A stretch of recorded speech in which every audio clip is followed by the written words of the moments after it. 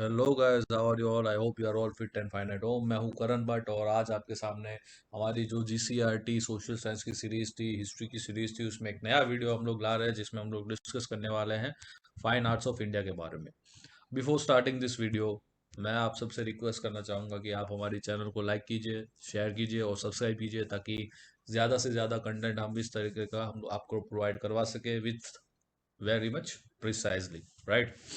So let's begin with the fine arts of India.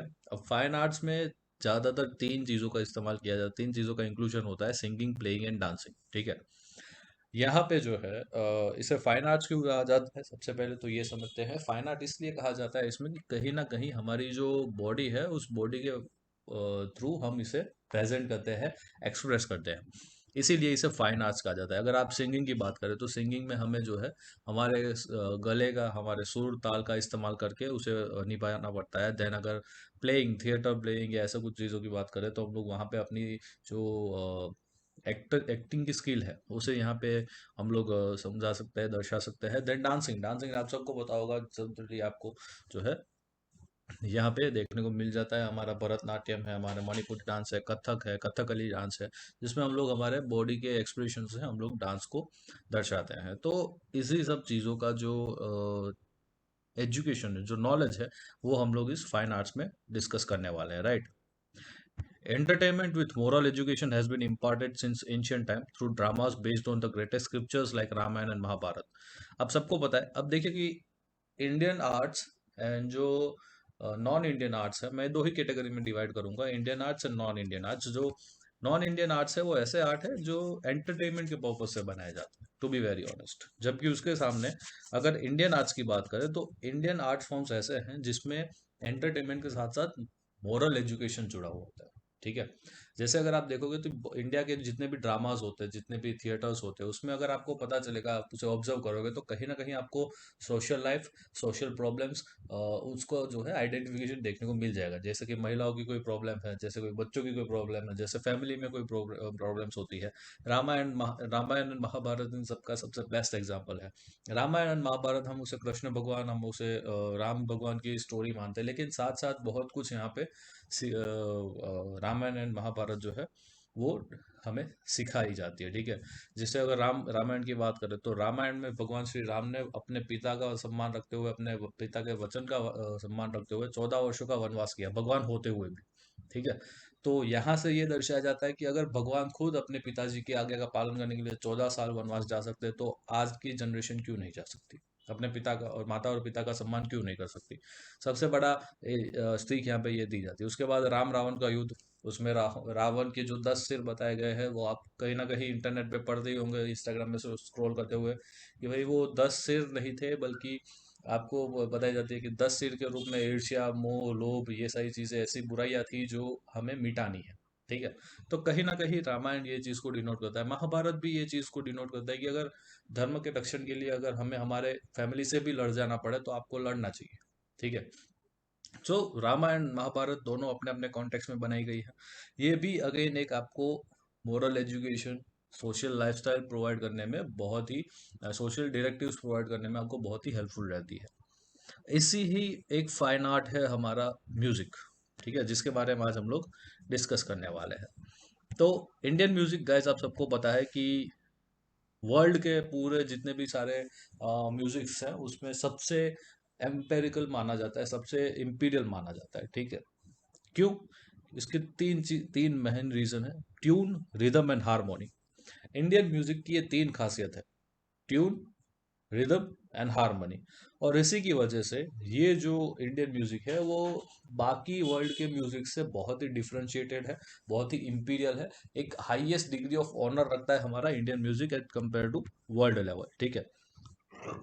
आप सबको पता होगा कि हमारे चार वेद है, उसमें से एक वेद है सामवेद, जिसे हम लोग संगीत की गंगोत्री कहते हैं। ठीक है।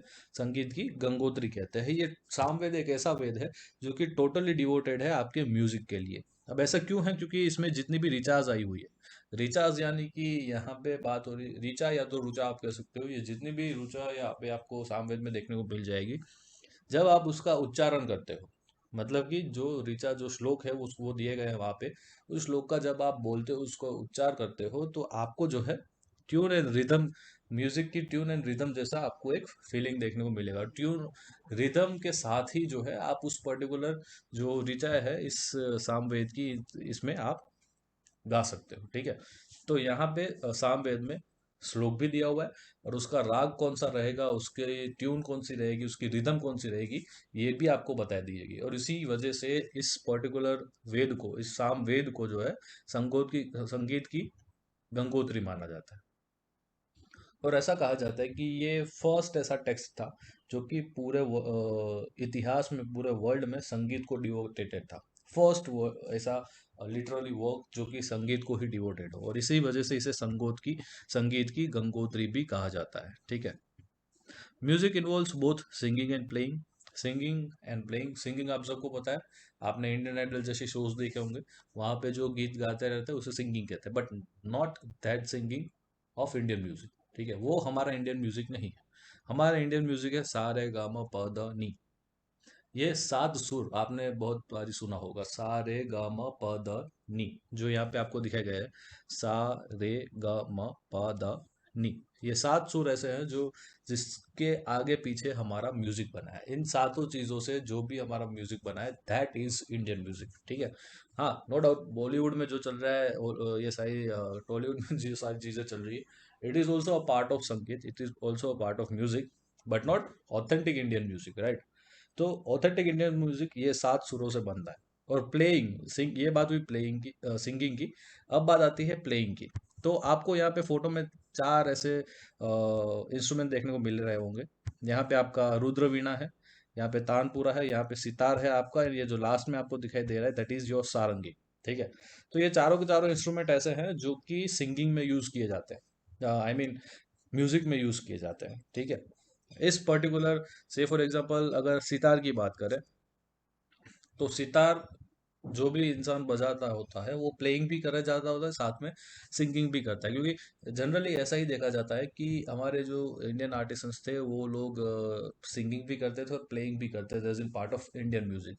आज तो खैर ऐसा है कि भाई आप स्पेशली सारंगी भी सीख सकते हो as a part of playing, tanpura भी सीख सकते हो, सितार भी सीख सकते हो, but as a part of playing आपके नेसेसरी नहीं है कि आप उसमें सिंगिंग करो ही करो। ठीक है, so this are four instruments, Rudraveena, आपका सारंगी, तानपुरा एंड सितार, जो कि आपके इंडियन म्यूजिक में एज इन पार्ट ऑफ यहाँ पे आपको सिंगिंग एंड प्लेइंग देखने को मिल जाएगा। Yes, Indian music can be divided mainly in two parts, classical music and folks music. ठीक है, क्लासिकल म्यूजिक एंड आपका फोक म्यूजिक। ये क्लासिकल म्यूजिक जो है वो टोटली वर्ल्ड वाइड सारे गमा पदा नी पे डिपेंडेंट है। एंड जो आपका फोक म्यूजिक है वो भी इसी के ऊपर डिपेंडेंट है, बल्कि वो रीजनल है। ठीक है, फोक म्यूजिक आपके रीजनल है, जैसे कि अगर गरबी देखने को मिले, garbi is also an dance form, लेकिन वो डांस फॉर्म में आपको जो भजन, जो कीर्तन वहाँ पे गाया जाता है वो एक फोक म्यूजिक है। ठीक है, जो कि गुजरात का फोक म्यूजिक है। देन इसी तरीके से आपको पंजाबी में भांगड़ा देखने को मिल जाएगा, लेकिन भांगड़ा में भी जो सिंगिंग होती है, जो म्यूजिक होता है, वो अगेन आपका फोक म्यूजिक है। ठीक है, तो इस तरीके से classical music and folk music में डिफ्रेंशिएटेड होता है। We have 5 ragas in classical music. ठीक है, हमारे इंडिया में क्लासिकल म्यूजिक में वैसे तो बहुत सारे राग हैं, लेकिन 5 मेजर राग है। ठीक है, वैसे बहुत सारे, आई गेस 32 से 33 जितने राग आपको देखने को मिल जाएंगे, लेकिन उसमें से 5 मेजर राग है जो आपको यहाँ पे सामने देख रहे हैं, दैट इज श्री राग, दीपक राग, हिंडोल राग एंड भैरवी राग। ठीक है,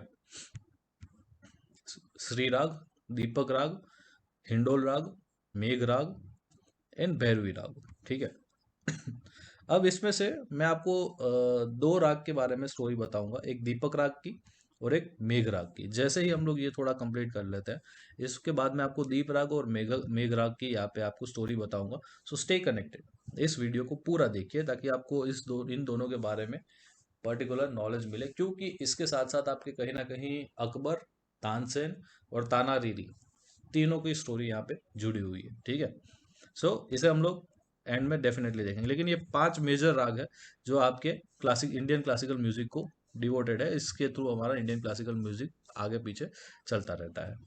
it is believe that all this raags naturally come out of Panchmukh of lord Shiva.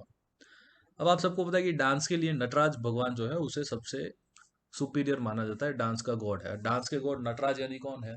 भगवान शिव। ऐसे ही ये जो 5 राग है, इंडियन क्लासिकल म्यूजिक के 5 राग है, वो 5 रागों को भगवान शिव के पंचमुख में से उत्पन्न हुए हैं, ऐसा माना जाता है। In ancient India, many texts were written on this music, out of which the introduction of three, that is संगीत मकरंद, संगीत रत्नाकर एंड संगीत पारिजात, ये 3 मेजर है। ठीक है, बहुत सारे वैसे तो ग्रंथ लिखे गए हैं इंडिया में म्यूजिक के लिए। सामवेद खुद एक अपना बड़ा सा ग्रंथ है, लेकिन उसके अलावा, सामवेद के अलावा 3 ऐसे मेजर ग्रंथ हैं जो कि यहाँ पे हम लोग पढ़ने वाले हैं। सबसे पहला संगीत मकरंद को देखते हैं, क्या क्या कहते हैं संगीत मकरंद के बारे में। A music scholar Narad returned संगीत मकरंद in about 900 BC, मतलब कि 9000 साल ईसा पूर्व में नारद करके एक ऐसे म्यूजिक के स्कॉलर आ गए जिन्होंने संगीत मकरंद का यहाँ पे जो है फॉर्मेशन किया, उसे लिखा।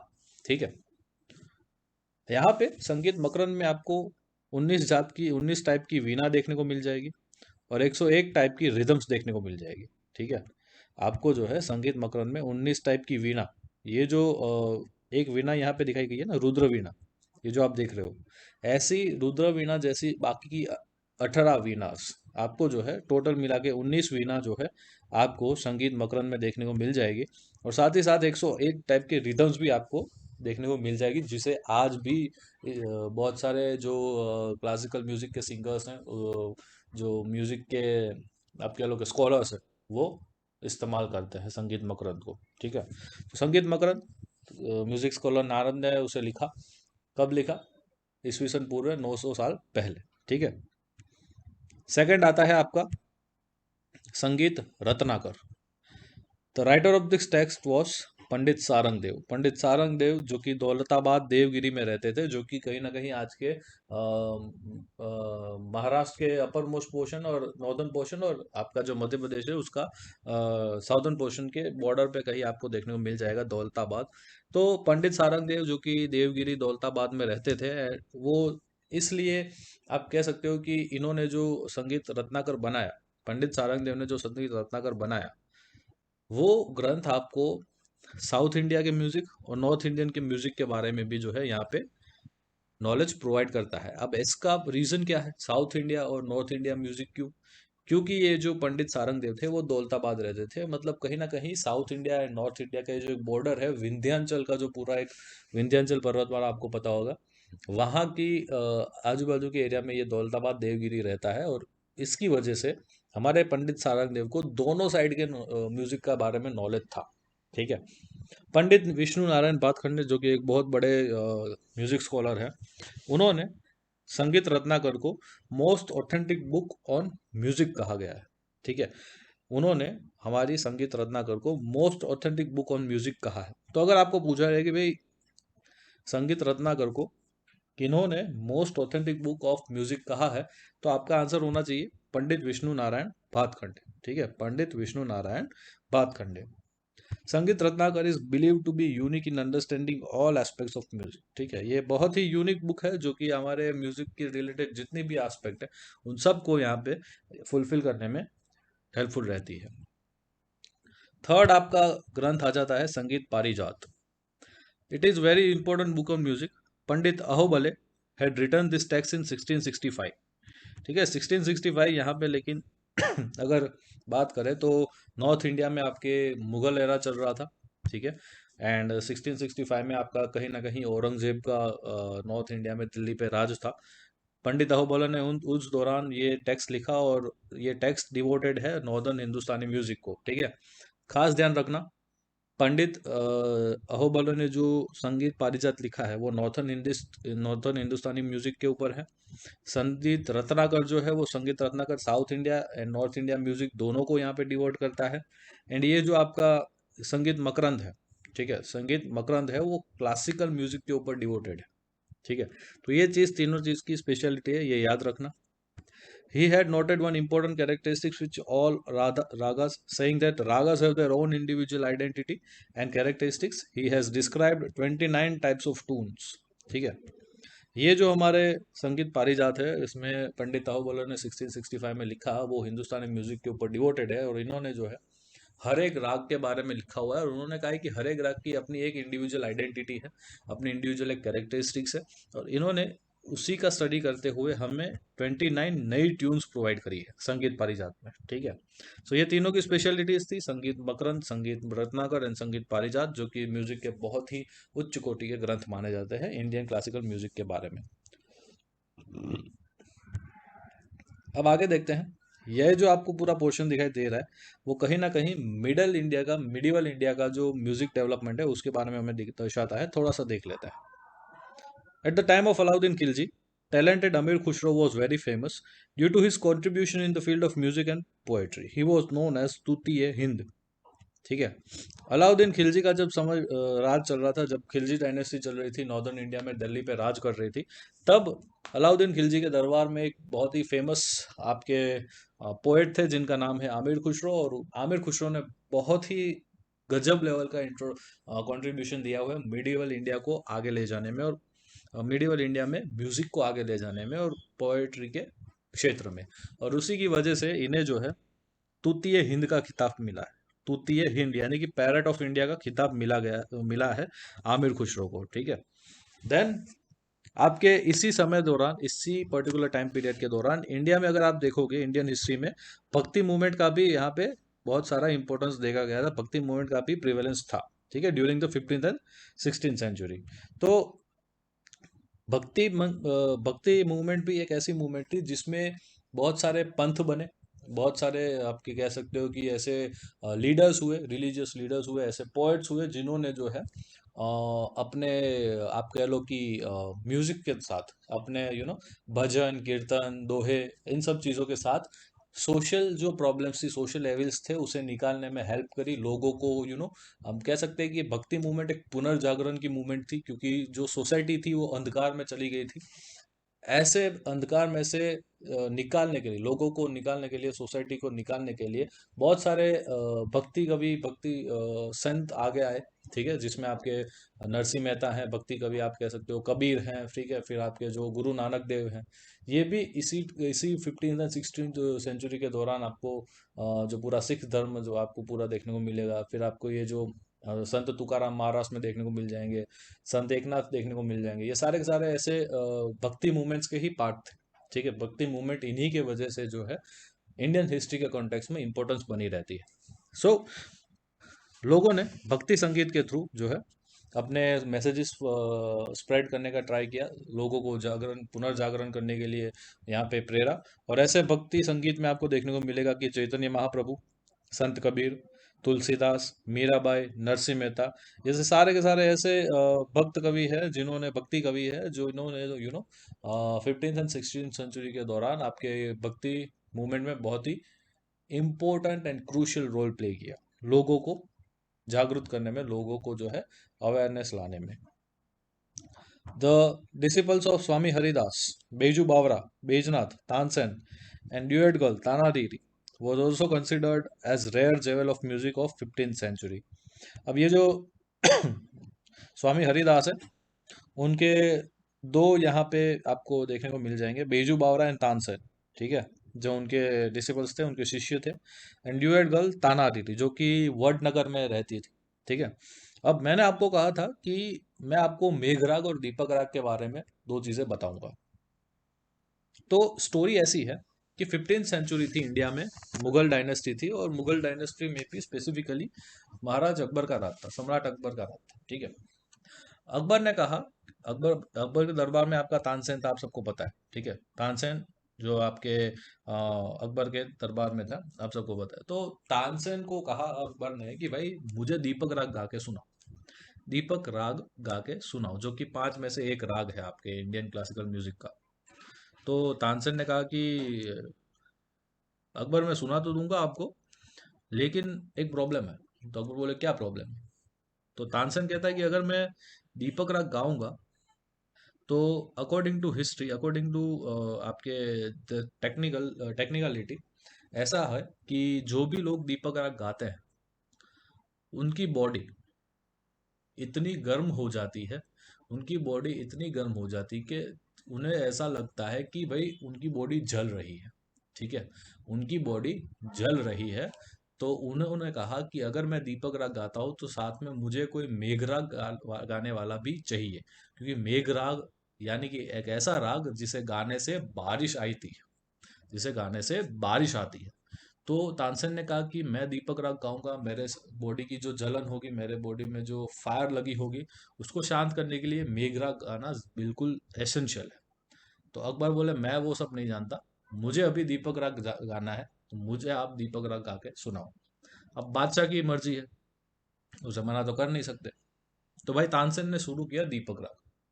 तो जैसे ही दीपक राग उसने शुरू किया, at some point of time आके उसकी जो बॉडी है, अकबर तो सेटिस्फाई हो गया कि भाई ठीक है, दीपक राग बहुत मस्त गाया, ये है वो है, वाह वाह मिली तानसेन को। लेकिन दीपक राग गाने की वजह से तानसेन का बॉडी इतना जलने लगा, इतना जलने लगा कि वो पूरे जो कह सकते हो कि आपका जो प्रेमाइसिस थे उसमें वो भागने लगा।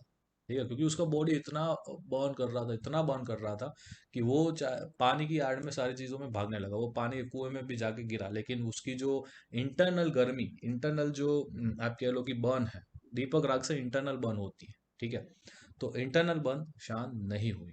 तो उसके लिए क्या चाहिए, उसके लिए मेघराग गाना चाहिए। अब ये पूरा तानसेन जो है वो निकल पड़ा पूरे इंडिया में घूमने के लिए कि भाई जो बंदा मेघराग मुझे गा के सुनाएगा, मैं उसे बहुत बड़ा इनाम दूंगा, मैं उसे बहुत बड़ा इनाम दूंगा, ऐसा करके निकल पड़ा। तो तानसेन तो निकल पड़ा। अब वो आते आते पहुंचा गुजरात में, गुजरात के वडनगर में। वडनगर में दो बहनें रहती थी, दैट इज ताना रीरी। ताना और रीरी कुछ नहीं है, दो बहनों का नाम है, एक बहन का नाम ताना है, दूसरी का नाम रीरी है। तो वो म्यूजिक गा रही थी। ठीक है, वो म्यूजिक कुछ गीत गा रही होगी, तो तानसेन ने सुना कि भाई ये इतना मधुर संगीत कौन गा रहा है। तो उन्होंने अपने फौजियों को भेजा, सैनिकों को भेजा कि भाई देख के आओ कौन है।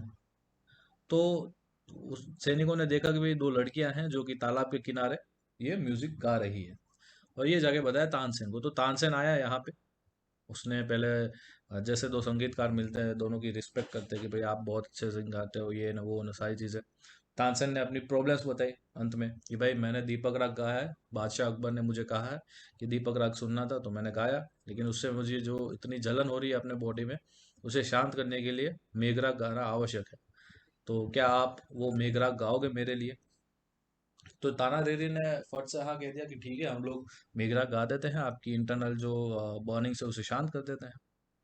ताना रेरी ने मेघराग गाया, और लिटरली जैसे ही मेघराग उन्होंने शुरू किया, विद इन 2 to 3 मिनट्स आपकी बारिश हुई। और वो जो बारिश हुई उससे जो तानसेन के दीपक राग की जलन थी, जो बर्निंग थी, वो शांत हो गई। ठीक है, अब ये पूरी बात तानसेन ने थैंक यू वैंक यू कह दिया, सारी चीजें हो गई। ये पूरी बात वो दिल्ली आया, दिल्ली में उसने अकबर को बताई। अकबर ने अपने फौजियों को भेजा कि जाओ वो दोनों लड़कियों को लेके आओ मेरे पास। ठीक है, अब जैसे ही मुगल बादशाह के सैनिक आते हैं, तो ये ताना देवी हिंदू लड़कियां थी, तो उन्हें डर लगा कि हमें वहां पे ले जाएंगे, हमारे साथ जबरन करेंगे, या हमारा धर्मांतरण करवा देंगे, या हमें मार डालेंगे, ऐसा कुछ होगा। क्योंकि तब तो मुगलों की ऐसी ही पहचान थी। तो इन दोनों ने क्या किया, ताना दीदी ने सुसाइड कर लिया। ठीक है, आत्महत्या कर ली, वहां आने से मना कर दिया और आत्महत्या कर ली। अब जैसे ही बादशाह अकबर को ये चीज पता चली, तो उसे, क्योंकि बादशाह अकबर उसे बुला रहे थे कि भाई आप यहाँ पे आओ, हमारे दरबार की शान बढ़ाओ, जैसे तानसेन है वैसे आप भी यहाँ पे रहो। ठीक है, क्योंकि म्यूजिक के जेवल्स हैं, बादशाह अकबर उसकी जो है कह सकते हो कि प्रेज करते थे इन लोगों को। ठीक है, तो लेकिन हुआ ये, फिर अकबर को अपनी गलती में यहाँ पे लगी कि भाई ऐसा नहीं करना चाहिए था। और साथ ही साथ ताना रीरी की जो पूरी एक स्टोरी है, वो यहाँ पे कंप्लीट होती है। ठीक है, और ताना रीरी का अगर आज भी आप देखोगे तो गवर्नमेंट ऑफ गुजरात ने वडनगर जो है वो ताना रीरी का जो पूरा एक कह सकते हैं कि पाड़िया जैसा होता है। ठीक है, गुजराती कल्चर में आप सबको पता है कि पाड़िया जैसा होता है। पाड़िया यानी ऐसे समाधि। ठीक है, ऐसे पत्थर होते हैं दो। ठीक है, एक के ऊपर ताना की वो पूरी डिटेल्स लिखी हुई है, एक के ऊपर रीरी की डिटेल्स लिखी हुई है, पूरी स्टोरी लिखी हुई है। और इसके नीचे यहाँ पे जमीन में उन्हें दफनाया गया है। ठीक है, उनके बॉडी को यहाँ पे दफनाया गया है। तो अगर आप देखो कि अगर गुजरात के कल्चर की आप बात करोगे, तो गुजरात के कल्चर में वडनगर में भी आपको तानारीरी महोत्सव होता है। और वो तानारीरी महोत्सव जो है वो इसी पर्टिकुलर चीज को, इसी दो बहनों के कंट्रीब्यूशन को यहाँ पे सिग्निफाई करता हुआ, उनके इम्पोर्टेंस को दर्शाता हुआ तानारीरी फेस्टिवल यहाँ पे सेलिब्रेट किया जाता है. So this is whole about the story of Tansen, Akbar and Tanariri, including that Deepak raag and Megh raag. ठीक है. So this is all about Indian music. ये एक बहुत ही छोटा सा आपके लेवल का जो यहाँ पे बताया जाता था, ये बहुत ही फैक्चुअल आपके टॉपिक है. ठीक है, जिसमें आपके सारेगामा पधनी की बात आ गई, सामवेद की बात आ गई, पंच राग की बात आ गई, देन आपके तानपुरा, सारंगी, सितार और रुद्रवीणा हम लोगों ने देखा. संगीत मकरंद जो कि नारद ने लिखा हुआ है, वो चीज़ हम लोगों ने देखी. संगीत रत्नाकर जो पंडित सारंग देव ने लिखा है. एंड लास्ट में संगीत पारिजात जो कि पंडित अहोबलो ने लिखा. देन हम लोगों ने आमिर खुसरो, चैतन्य महाप्रभु, कबीर, तुलसीदास, मीराबाई, नरसिंह मेहता, भक्ति कवि जो सारे थे उनकी बात करी. देन हम लोगों ने लास्ट में देखा बेजू बावरा, तानसेन एंड तानारीरी की स्टोरी. ठीक है. आई होप आप लोगों को ये टॉपिक बहुत ही क्लियर हो चुका होगा. मुझे डेफिनेटली कमेंट करके अपने सेक्शन में कमेंट सेक्शन में बताइए कि कैसा लगा आपको आज का वीडियो. आपके डाउट्स मेजरली क्लियर हुए कि नहीं हुए. राइट. मिलते हैं अगले सेशन में एक नए टॉपिक के साथ. But before going, don't forget to like, share and subscribe our channel to get more such informative and knowledgeable videos. ठीक है. मिलते हैं अगले सेशन में एक नए टॉपिक के साथ. तब तक